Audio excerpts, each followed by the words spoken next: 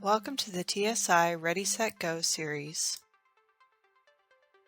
In this presentation, we will cover the following topics: quick facts, preparing for the test, during the test, and after the test. The TSI A2, also called the TSI, is a placement test for college students. You cannot fail the test. The test simply determines whether you are ready for college-level classes. The TSI has 3 sections: reading, math, and writing. Each portion takes about 1 to 1.5 hours or 3 to 4 hours for the entire test. However, it is not timed, so you may take as long as you like. The TSI is an adaptive learning test. What this means is that the computer will match the following questions to your previous answers. For instance, if you answered a question correctly, it will give you a harder one. If you answered incorrectly, it will give you an easier one. For the UP campus, no appointment is needed. Preparing for the test. First, complete the pre-assessment activity before you take the test. You will not be permitted to take the test without doing this first. Bring your testing referral from advising, a photo ID, and a picture or printout of your pre-assessment activity completion certificate. You will be asked to put away your phone, watches, and any other electronics before starting the test.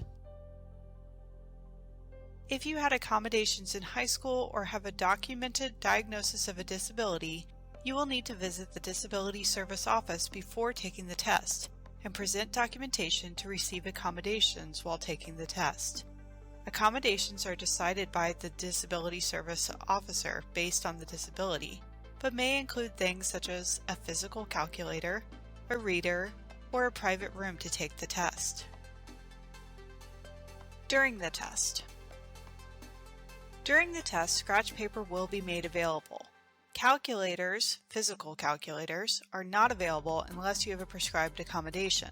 Instead, the TSI test will provide on-screen calculators for most, but not all, questions on the math portion. The question may be configured for multiple calculators, and a drop-down menu will let you select from a basic 4-function calculator, a square root calculator, or a graphing calculator. You have 13 days to finish the test once you start, so you may take different parts of the test on different days. Breaks are allowed at any point except after the essay prompt is seen. After you have seen the prompt, you must finish the essay and submit before you can leave. While taking the test, be sure to read the questions carefully and fully before answering. Eliminate any clearly wrong answers first. Highlight or underline any key words or important ideas in the reading passages or questions. Read all the answers to a question before choosing an answer. For math, recheck your answers before continuing if time allows. Do an info dump as soon as you come in.